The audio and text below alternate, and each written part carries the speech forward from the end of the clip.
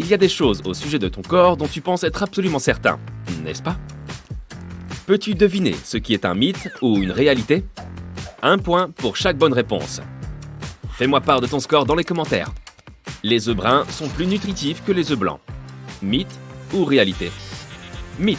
Il n'existe aucune différence qui affirme que les œufs bruns soient plus sains que les œufs blancs. La seule différence est la couleur de la coquille de l'œuf.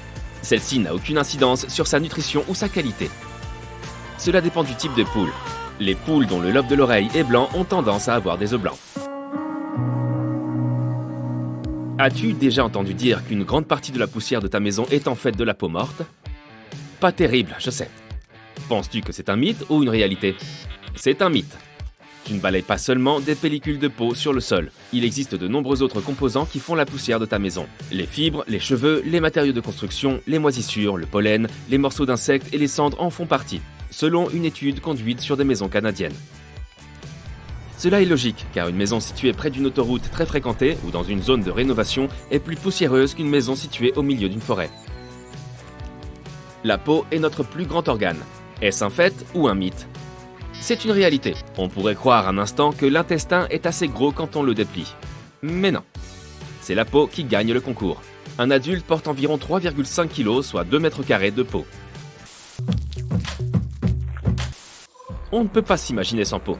Elle n'est pas seulement là pour recouvrir notre corps, elle joue également un rôle essentiel dans notre protection. On ne peut pas respirer et avaler en même temps. Mythe ou réalité? Réalité. Peut-être que tu connaissais déjà la réponse, mais tu as quand même essayé après avoir lu ceci. Alors constate-le donc par toi-même. Dans ta gorge, il y a 2 passages importants pour ta survie. Je te mets de côté les noms médicaux sophistiqués et je les appellerai voies respiratoires et tubes alimentaires. Ils empêchent la respiration et la déglutition simultanée. Sinon, la nourriture pénétrerait dans les voies respiratoires et provoquerait de graves complications. Cela ne se passe pas toujours comme prévu. C'est pourquoi parfois on finit par tousser et empêcher le morceau de nourriture d'atteindre nos poumons. En plus de posséder des empreintes digitales uniques, les humains ont également des empreintes de langue uniques. Est-ce un mythe ou une réalité? Réalité. La langue humaine est assez incroyable au niveau de toutes les caractéristiques qui nous permettent de goûter les aliments. Elle est également unique par sa texture. Les gens utilisent des systèmes biométriques comme les empreintes digitales, les scans vocaux et les scans de l'iris pour s'authentifier. Ils jouent un rôle important dans les phases d'identification et de vérification. L'empreinte de la langue est tout aussi unique. Il est donc très difficile de la copier. Elle pourrait également être utilisée comme un outil pour les systèmes biométriques. Et si les gens commençaient à utiliser ce système dans leur vie quotidienne pour des raisons de sécurité, imagine que tu puisses verrouiller un coffre-fort ou ton téléphone avec l'empreinte de ta langue. Un adulte passe 3 heures par semaine au cabinet. Penses-tu que c'est une réalité ou un mythe? C'est une réalité. Un sondage réalisé par des scientifiques révèle qu'un adulte moyen passe 3 heures et 9 minutes sur le trône chaque semaine. C'est plus que le temps passé à faire de l'exercice. Prends ton temps, pas besoin de se précipiter. Tu avales 8 araignées par an pendant ton sommeil. Mythe ou réalité? N'y crois pas une seconde. Heureusement pour nous, et pour les araignées bien sûr, ce n'est pas vrai. N'aie donc crainte et passe une bonne nuit de sommeil. La plupart des araignées ne s'approchent pas volontairement des humains. De plus, les vibrations qui proviennent d'une personne endormie peuvent être étranges pour elle. Ou peut-être que l'araignée est simplement accoutumée à ton voisinage. Elle pense que vous êtes simplement des locataires qui partageaient une chambre. Tant qu'il n'y a pas de preuves tangibles, j'appelle ça un mythe. Ton fémur peut résister à des milliers de kilos de pression. Penses-tu que c'est un mythe ou une réalité? Oui, c'est une réalité. Le fémur est situé sur la partie supérieure de la jambe. Les experts affirment que cet os est difficile à briser. C'est l'un des 2 os les plus solides de notre anatomie. Le premier est l'os temporal du crâne. Des fois que tu te poses la question. Quoi qu'il en soit, un os solide peut supporter 30 fois plus que le poids de ton corps. C'est peut-être parce que le fémur est l'os le plus long et le plus grand du corps humain. Penses-tu que le fait de se raser les poils les fait repousser plus épais? Mythe ou réalité? Regarde comment je démolis ce mythe.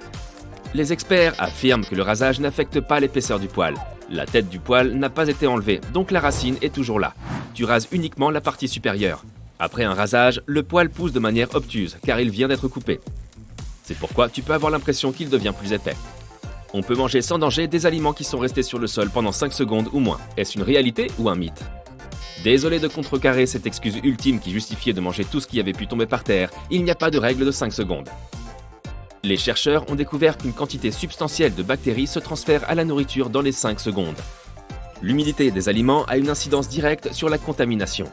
Imagine que tu laisses tomber une tranche de pastèque et des chips par terre. Je ne sais pas pourquoi tu mangerais les deux ensemble, ni comment tu finirais par les faire tomber tous les deux, mais continuons quand même avec cet exemple.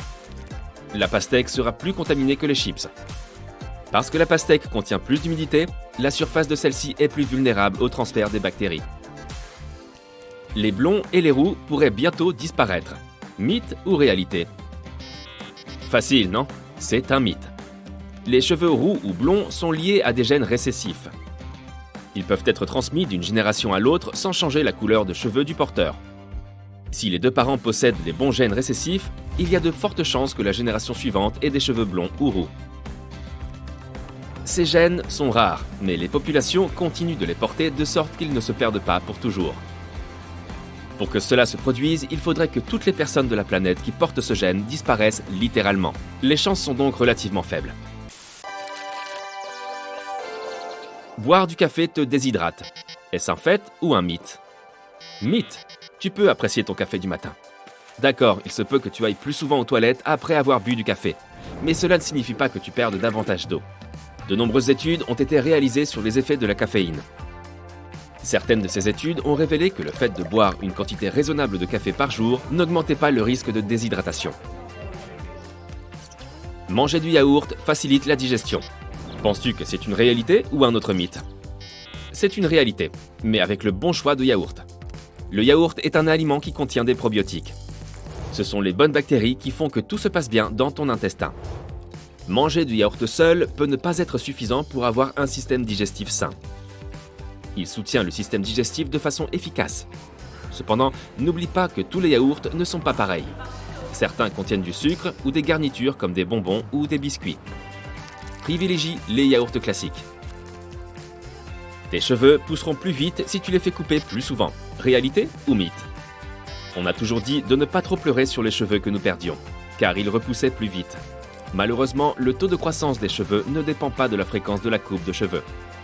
Le taux moyen de croissance des cheveux est de 0,3 mm par jour environ. De plus, de nombreux facteurs l'affectent, l'âge, les hormones et même la période de l'année.